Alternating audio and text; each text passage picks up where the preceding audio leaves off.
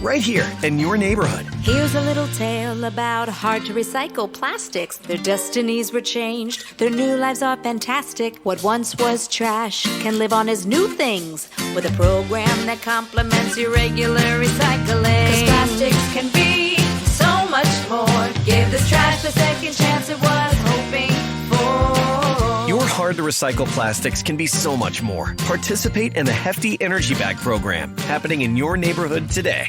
Get ready, Ohio. FanDuel, America's #1 sportsbook, is coming to the Buckeye State. And to kick things off, you can get started with $100 in free bets as an early sign-up bonus. Plus, when you sign up today with promo code OhioSB, you'll be all set for when FanDuel goes live in Ohio. Then you can bet on all your favorite teams and all your favorite sports with $100 in free bets. Just download FanDuel's top-rated sportsbook app. It's safe, secure, and super easy to use. Ohio, this is your chance to get in on the action. Join today with promo code OhioSB. Make every moment more with FanDuel, official sportsbook partner of the NFL. 21 plus and present in Ohio. Bonus issued in non-withdrawable free bets that expire 7 days after FanDuel accepts its first real money sports wager in Ohio on 1/1/23. Unique user identity verification required. Offer ends on the go-live date. Restrictions apply. See terms at sportsbook.fanduel.com. Gambling problem? Call 1-800-GAMBLER.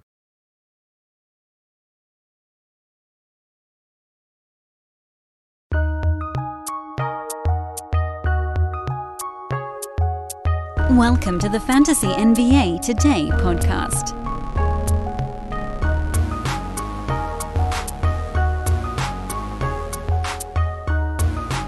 Let me talk to all of you guys about one of our tenets of fantasy handicapping and how it applies to a bunch of questions that I've been getting, particularly on social media. I guess that's where they would happen, but also in the forums a little bit, mostly on Twitter.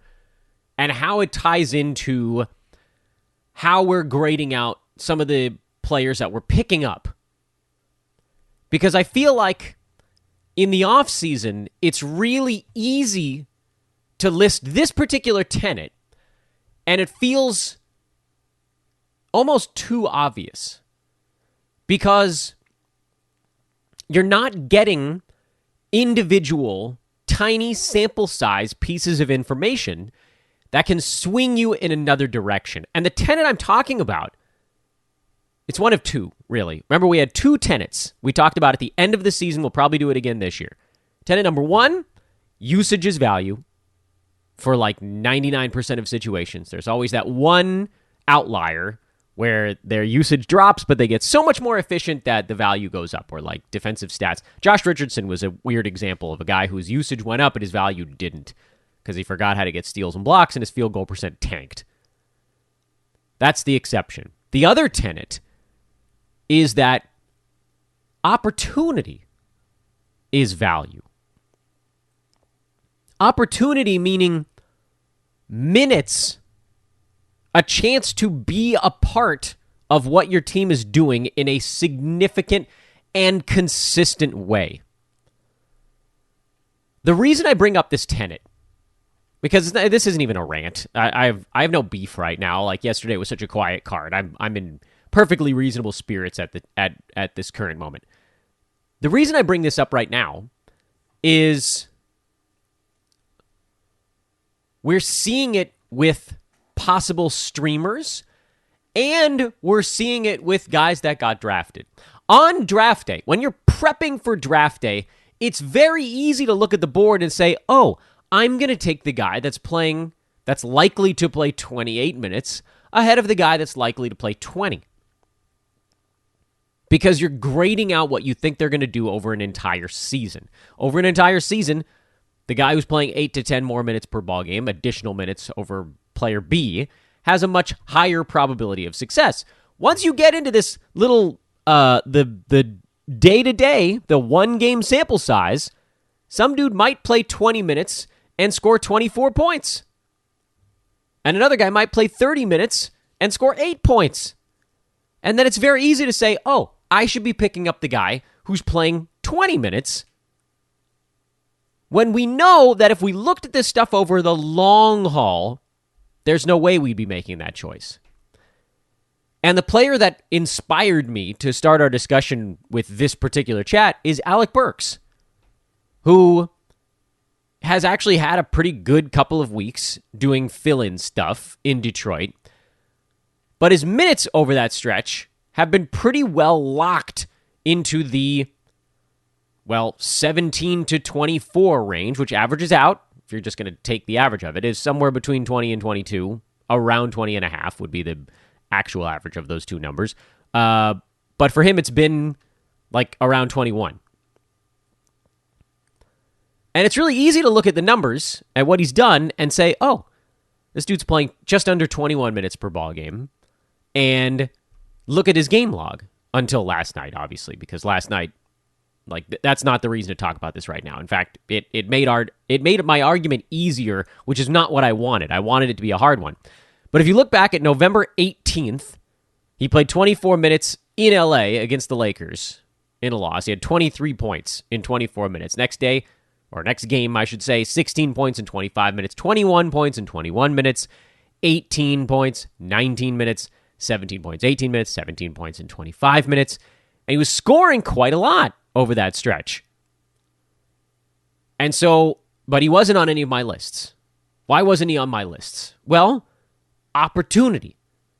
Alec Burks, throughout his NBA career, has never been a guy who had fantasy value in 20 and a half minutes per ball game. He'd barely been a guy who had fantasy value in starters minutes per ball game. I mean, it was really like you pick and choose. He had stretches with the Knicks each of the last couple of seasons where he had posted fantasy value. Last year, he played 28 and a half minutes per ball game.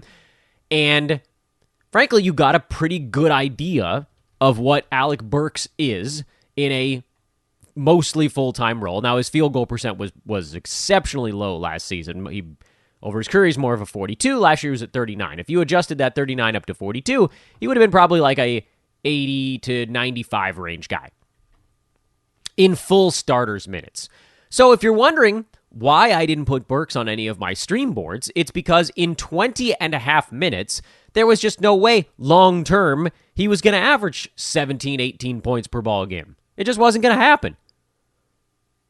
He wasn't going to hit that many three-pointers. Last year he didn't hit 2 in 29 minutes per game. This year he's taking 10 shots in 20 and a half minutes. Last year he took 9 shots in 29 minutes per game. And I get it. Some of that was because last year he played alongside RJ Barrett, Julius Randle for stretches, guys that were going to suck a lot of the touches away. But there's never been a point in Burks' career where he's had this level of usage. Never. There are times where he got close, but 10 shots in 20 minutes is just not a sustainable number as fatigue starts to set in.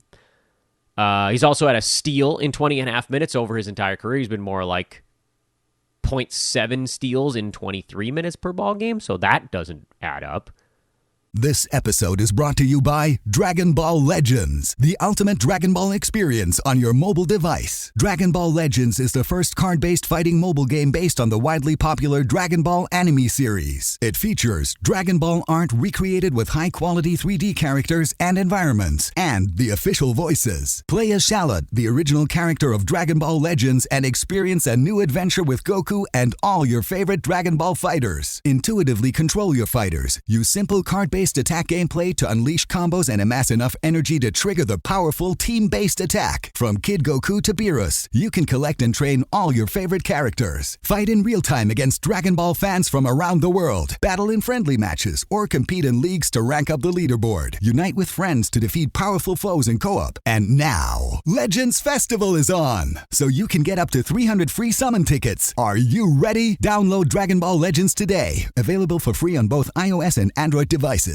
Right here in your neighborhood. Here's a little tale about hard-to-recycle plastics. Their destinies were changed. Their new lives are fantastic. What once was trash can live on as new things with a program that complements your regular recycling. 'Cause plastics can be so much more. Give this trash the second chance it was hoping for. Your hard-to-recycle plastics can be so much more. Participate in the Hefty Energy Bag program happening in your neighborhood today. Get ready, Ohio. FanDuel, America's #1 sportsbook, is coming to the Buckeye State. And to kick things off, you can get started with $100 in free bets as an early sign-up bonus. Plus, when you sign up today with promo code OhioSB, you'll be all set for when FanDuel goes live in Ohio. Then you can bet on all your favorite teams and all your favorite sports with $100 in free bets. Just download FanDuel's top-rated sportsbook app. It's safe, secure, and super easy to use. Ohio, this is your chance to get in on the action. Join today with promo code OhioSB. Make every moment more with FanDuel, official sportsbook partner of the NFL. 21 plus and present in Ohio. Bonus issued in non-withdrawable free bets that expire 7 days after FanDuel accepts its first real money sports wager in Ohio on 1/1/23. Unique user identity verification required. Offer ends on the go-live date. Restrictions apply. See terms at sportsbook.fanduel.com. Gambling problem? Call 1-800-GAMBLER. There's a lot of stuff you could look at there and just say, okay, this doesn't make sense. 5.6 free throws in 20 and a half minutes. He's never averaged 5.6 free throws in any amount of minutes in his career. Any of them.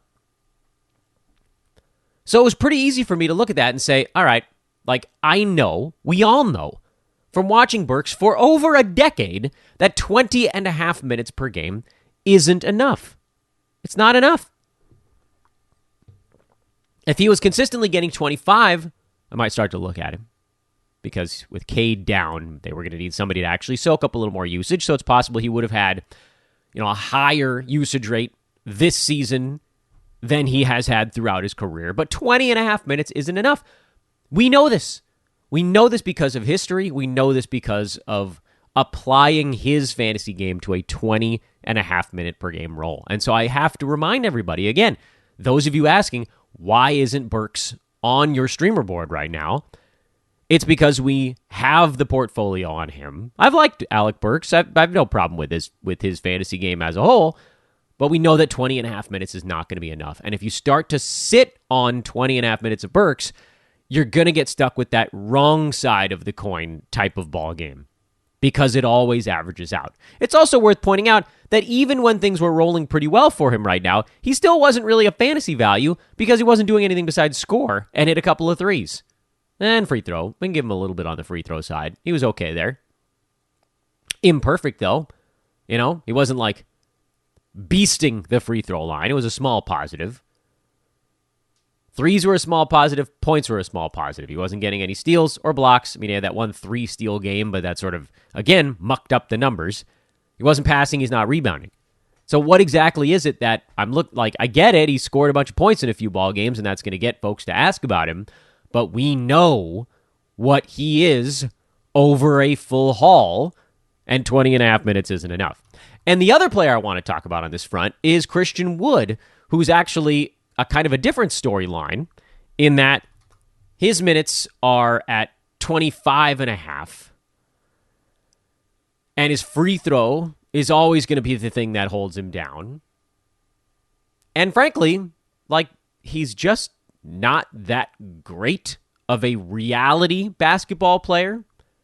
He can score a bit, he can rebound a bit, but defensively, he's been lacking throughout his whole career. He's kind of a punt free throw guy, and he fits a team's offensive need much more than their defensive one. Still, that said, his steals and blocks probably do trend up a little bit over the course of this year, and it's one of the big reasons why we didn't draft him. I said I didn't want anything to do with Christian Wood. I didn't trust his role on that team. There were a bunch of centers, especially once they said he was coming off the bench. Maybe he ends up starting at some point. I don't know. But defensively, there are too many holes with him, and that's why his minutes haven't just been guaranteed every ballgame. When he's having good ones, he gets a bump. When he's having bad ones, he gets yanked. He was a minus 16 in their win over Golden State yesterday. They won by 3. They were 19 points better with Christian Wood off the court. And he's been a negative pretty often this year. At least as often as he's been a positive. I guess that's the case kind of for the whole Mavs when you're a 500 ball club. That would actually make sense just from a mathematical standpoint. But this is another thing where you're talking about opportunity. The opportunity was always going to be harder for him. The hope was that playing for a better team would kind of wake him up to the things he was doing wrong, defensively in particular. So far, a little bit is, I think, probably the result of that. Some, but not enough to just be like, oh, Christian Wood, go nuts for a whole ball game. It hasn't been there yet. Would I trade for Wood right now? Because he's sitting outside the top 150 in 26 minutes per ball game. I mean, they're just like, even if you cranked him up a little bit, I don't know how high that can really go, as long as his turnovers are high, his free throw percent is low, and his steals and blocks are not what they were when he was playing for a sort of like a playground kind of team. Now he's on a team that needs to win. He can't just gamble and roll around on skates all game long. He has to have some sort of principles. Well. Anyway, welcome to the show, everybody. I thought we'd have a minute or two because it's a real short recap on that Tuesday card. This is Fantasy NBA Today, a Sports Ethos presentation. I'm your host, Dan Vespers. The Wild and Woolly stream board might get a little bit shorter. The big news of the morning is that in, well, the span of, when did the news come out? In the span of about 20 minutes, we found out that Chris Middleton is targeting Friday to make his season debut. If that doesn't happen, it would probably be the Bucks' next ball game. And James Harden is targeting Monday to make his return. Not a season debut. That would be a return from injury. And honestly, I'm okay with all of that. You know, if the Harden return hurts Shake Milton and DeAnthony Melton a little bit, I'll get over it because I have like 3 James Hardens of my 8. I think I have 8 cash teams this year. I would really like, even if I have to drop a couple of Miltons and Meltons to get Harden back, I think I'll be okay with that. There really hasn't been a great stream out in Milwaukee, so the Middleton return, and folks have picked up Grayson Allen. That would be a huge get because I feel like I got bamboozled this year. I hate drafting injured players. And so I had a number of drafts that were like 4 or 5 days before the season started. I try to get them really close to the beginning of the season without going too close to the beginning of the year, because then if something goes wrong, you have no place to reschedule it. And then like 2 days before the season started, the Bucks were like, oh yeah, by the way, Middleton's not going to be ready to start the year. And I thought, not ready to start the year? Oh no, I'm going to have to wait 2 weeks. Here we are, 6.5 weeks later or whatever it's going to be. This is not what any of us expected. I was tricked. I was bamboozled. I was hornswoggled. Yes, the full swoggling.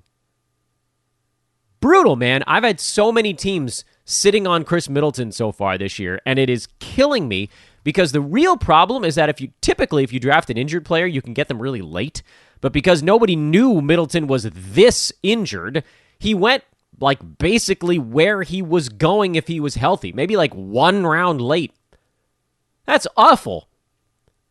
How many Middletons do I have? I have 3 Middletons in my 8 cash? My goodness. Anyway, if he and Harden come back, I'll be in a much better mood. And I'm sure you guys will be as well, because you probably ended up with some Middletons. He was not on the Dan Vespers Old Man Squad on the final iteration because they did finally drop that injury news on us. He was on earlier iterations of it, which, I mean, that hurts. Because, again, if you'd had your draft before they told us he was going to be out, quote-unquote, to start the year, then you probably ended up with a dude who ended up missing 6 weeks. We didn't even know it. Son of a gun. All right, I digress. I'm at Dan Vespers on Twitter. I do hope you guys will follow me over there. I continue to do a lot of lifting on social media, particularly on these busy days. That's when we got all sorts of stuff to go over. Particularly, I mean, we had that news on social, whatever it was, 1.5 hours, 2 hours ago. Whew, boy. Also, Time Lord Robert Williams was seen shot blocking at practices. That's a good sign. He's still not that close to coming back. I think the hope is that they're targeting around Christmas. I still think that could get pushed back past January 1st. But he falls into another discussion point that we once again have the fortune of time for on today's show, thanks to the extremely short recap from Tuesday, which is, how long do you stash an injured player? And my take is that if somebody's top 50 or better, go 6 weeks. Then you almost always beat everybody else that's stashing him. Now, with Robert Williams, because of drafts, he's a top 20 per game guy last year. He typically got drafted. And so then if you drafted him, you probably are sitting on him because you kind of planned for it anyway. It's a little different. Like if he started the year, played 2 months, and then got hurt, and they were like, "Oh, he's going to miss 2.5 months," you'd see him get dropped in a lot of spots. As it was right now, most places where he was drafted, folks just were hanging on to him. I think I saw him got dropped in 1 of my 8 leagues, so pretty low probability he's floating around out there. But if he is, you're now inside that 6-week marker. So make sure he's not. Just do a cursory glance. He might have gotten dropped and you might not have even noticed it. Go out, go check on it. By the way, top 75, I think I'm willing to go like in the 3 of the 4 week range, which like puts Cam Johnson right kind of on the borderline between a few things. And then top 100 or better, I typically don't go more than about 2 weeks with those guys. If they're going to miss more than half a month, you can, particularly in head-to-head. I mean, Roto, it's a different discussion. You can just plop these guys on your bench. But head-to-head, I don't think I'd take more than 2 weeks of goose eggs from someone who's not that great anybody. Anyway. Okay, let's actually get into the basketball from yesterday. We'll see what we can do here, kind of plunk our way through it. New York blew out Detroit. This was a truly ugly ball game. Somehow Julius Randle still ended up needing to play 31 minutes, which is just like such a Tom Thibodeau thing to do. Quentin Grimes had a nice ball game, but we're not doing anything with it because he's had starting chances already this year, and he has done next to nothing with them. In fact, he's played 30-plus minutes, or around 30 minutes. Let's just round. He's been around 30 minutes his last 5 ball games in a row, and thanks to this last one, which was a better game, that pushed him into the 90 range over that stretch, but prior to that, he was sitting well outside the top 100. I think you can get away with just a watch list on him. And you're also going to see a little bit of a hot hand thing going on where, if he gets off to a slow start, you might just get the plug pulled on him for, someone like a Cam Reddish, for instance. Lord, I wish Emmanuel Quickley got more playing time. He doesn't, so we can't do anything with it, but man, that would be nice. Mitchell Robinson, another solid ball game. That's 2 in a row. Isaiah Hartenstein actually looked a little better in this ball game. 14 minutes isn't good enough, but for whatever that's worth, he did play a little better. And that's something that we should at least keep our eye on. I think you can probably get away with a drop on Hartenstein if you're not in the extraordinarily competitive league where someone would grab him and just kind of sit on him for a while. In most head-to-head leagues right now, if he got dropped, he'd probably stay on the wire. Because he's been falling. He's outside the top 100 now, and he's been trending that way since we found out, or about a week before we found out about the little foot thing going on with him. I would prefer to hold on if you can, but I get it, is basically what I'm saying. I have a lot of guys where I call them the I get it guys, because I play in more games cap Roto, so it's a lot easier to just squat on a dude like that than on the head-to-head side where you're like, look, if I can turn this into a streaming slot, all these guys that are just pouring in super stream games, I'm going to do it. I get it. On the Detroit side, I was kind of hoping Alec Burks was actually going to have a better ball game because it would have made my show opening reminder sequence a little bit more apt, but he pooped the bed, so you probably don't need a whole lot of convincing there. Beef Stew, Isaiah Stewart's back. He had 5 3-pointers in this ball game. My goodness. He's a start, by the way, especially with Cade out, because all those guys, Stewart was going to be kind of fringy if he wasn't getting, he got 13 shots in this ball game. That's a big difference for him. Difference between like 9 or 10 versus 12 or 13 shots. And that's the Cade effect. Everybody else is just getting a little bit more. Killian Hayes, 11 shots. That keeps him above the board. Bojan Bogdanovic didn't look good. Maybe he came back a little bit too soon. Hard to say. I mean, his team got steam trained, so whatever. You're not doing anything with it. Dallas, late victory over Golden State. Luka, huge triple-double, which I'm not say that he needed it necessarily, but he was falling, and he was right on the cusp of dumping out of the first round before that ball game. And frankly, Luka is kind of like one middling game away from being a second-rounder. He's done this before where he gets off to lava-hot starts and then just sort of runs out of gas. I still think that, okay, so this is a hard one to say. If you built your team around Luka, you probably can't trade him because he's running your team in 5 categories. Points, threes kind of, I guess. Rebounds, assists, and steals so far. And he's actually been quite good in field goal percent, although I do think that probably continues to slowly trend down. Free throws, you knew what you were getting into there. There's just, they're not going to be an 80%. That's just not what he is. So it's hard to sell on a dude like that, but I still think if you could, I probably would. Like even someone like a James Harden, who's going to be really close, I think, in Luka, at least for the next little bit. But the Harden free throws, that's where he'll have an edge. There isn't anything where you look at Harden and you're like, this should definitely come down. Where you look at Luka and you're like, yeah, those steals are not. He's not going to get 2 steals per game this year. I know he had 4 yesterday, but he's just not. Nothing on the Warriors side again. That there really hadn't been much over there in a while. I'm a Clay. Wiggins had slower ball games. These things are going to happen. Steph actually having a slightly slower-ish. Like, it's hard to say that 32-5-5 was slower, but for him it was this year. And so now Anthony Davis is in sole possession of the number 1 slot in fantasy. He and Steph were kind of neck and neck prior to that ball game. And Shea, thanks to a couple of ever so slightly slower games, he's fallen back now into a statistical tie with Kevin Durant for the 3rd spot. Shea shooting now 51% for the year, 92 at the free throw line, and getting a rest day their next time out. But I wouldn't worry too much about it. I know that the shutdown stuff is in everybody's mind, but he's played in 20 games so far, and that's right in line with pretty much every other important fantasy player, at least to this point. I'm getting off topic. They didn't even play yesterday. Tim Hardaway Jr. slid into the starting 5 for Dallas. He had 22 points on 5 3-pointers. The good typically does not outweigh the bad for Hardaway. He is very much a watch list kind of player right now.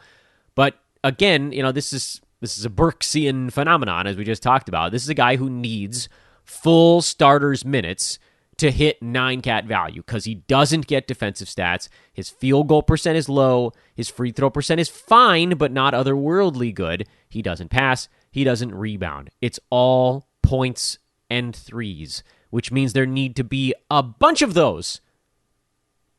And maybe there will be. I mean, what are you going to do? Like, if he plays 30-plus minutes alongside Luka, he's going to get a bunch of looks. Let's probably wait and see, unless you have something totally useless you can cast off into the ocean, which, I mean, with the number of super streamers right now, I don't think that you really do. But Hardaway is worth a watch list spot after one good ball game. And the Clippers, wow. Truly, this is the week of the big fourth quarter comeback. Clips were down huge, and they looked dead in the water. And then Norman Powell went nuts. 20-plus points in the fourth quarter. He finished with 32, 4 and 2, a steal. Missed a free throw late, or this really would have been a Mondo game. And then I know this is like... Actually, Marcus Morris is a wonderful example of the other side of our discussion at the beginning of this ball game. If I told you somebody had 8 points, 4 boards, 3 assists, and a block on bad shooting, you'd be like, pass. But then what if I told you that he got 13 shots and he played 32 minutes, and if he makes more than 3 of them, like maybe 6, which would have been around his expected number of makes, like say you double the makes right now from 8 points up to 14 or 16 with a 3-pointer or maybe 2. What if I said he had 16 points, 2 threes, 4 boards, 3 assists, and a block? You'd be like, oh, hell yeah, that's a great line. The magic of season long and the law of averages. You can continue to stream Morris and definitely Powell, as long as Kawhi Leonard and PG are out. Reggie Jackson had a good Reggie game, although the bad shooting was still a big part of it. It's not often enough on the Reggie Jackson front, so I can't advocate diving in there. Terrence Mann was a guy that a lot of you asked about on social media. He's fine. He's not going to blow the socks off of anybody. He's not going to take the roof off the building. He's just going to be quietly decent when he has these bigger roles. He's been like right around top 100 as a starter lately. Field goal percent and free throw percent have been kind of high. Those probably come down. Steals and blocks have been kind of low. Those probably come up. It's just who he is. He's a 100 range guy when he's getting more minutes, and that's fine, but not really for me. I'm hunting fatty upside. That's what I want with these super streams, and Norman Powell has definitely hit it with that one. His field goal, or his free throw percent, I should say, has been weird lately. So, like, the overall numbers are artificially deflated by the fact that he's shooting a high volume 73% at the foul line. If you wipe that out, turn it into his career mark, which is typically a good foul shooter.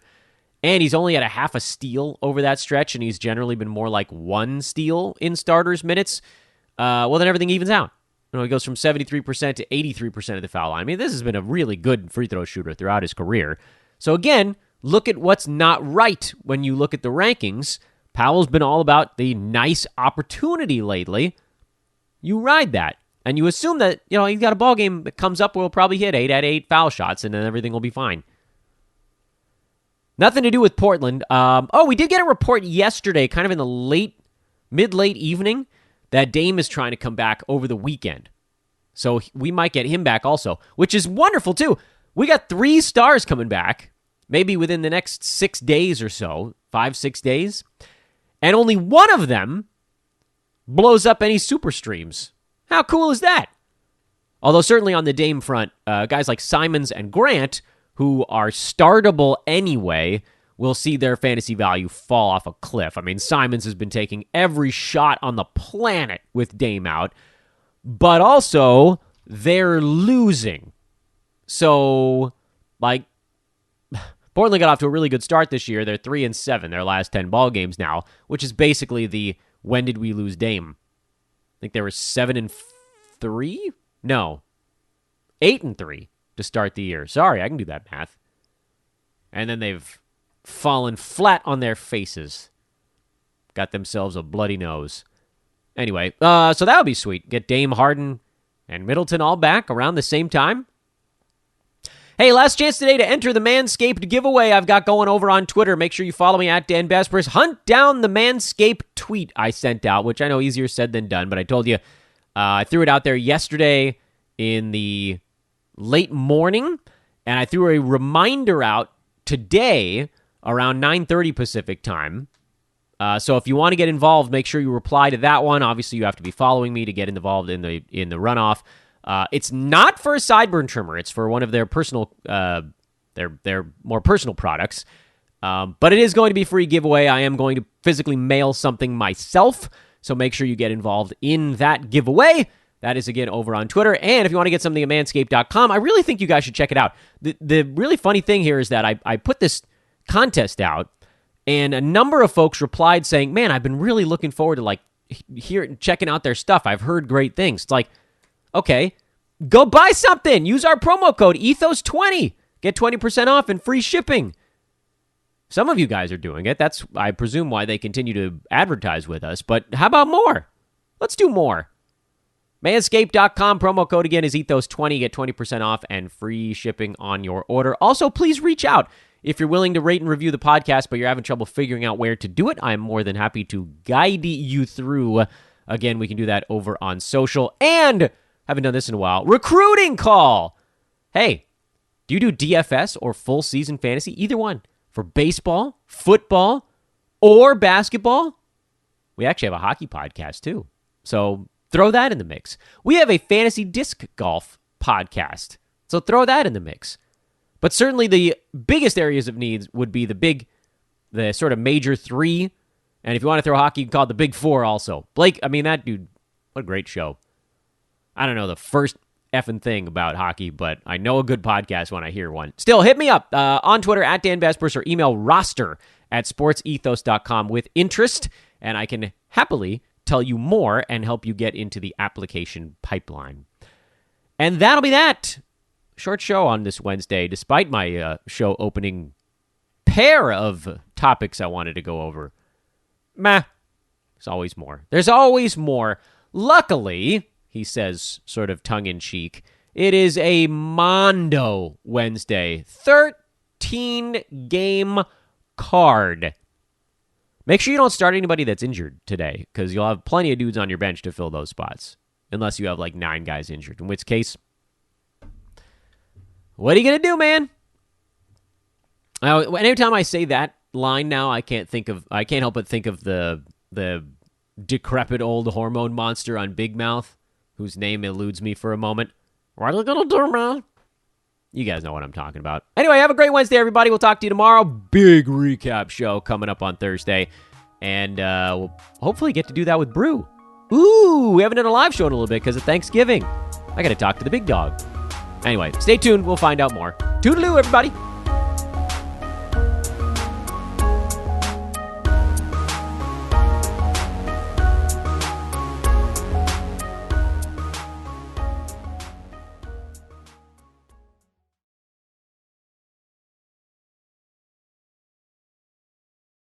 Right here in your neighborhood. Here's a little tale about hard to recycle plastics. Their destinies were changed. Their new lives are fantastic. What once was trash can live on as new things with a program that complements your regular recycling. 'Cause plastics can be so much more. Give this trash the second chance it was hoping for. Your hard to recycle plastics can be so much more. Participate in the Hefty Energy Bag program happening in your neighborhood today.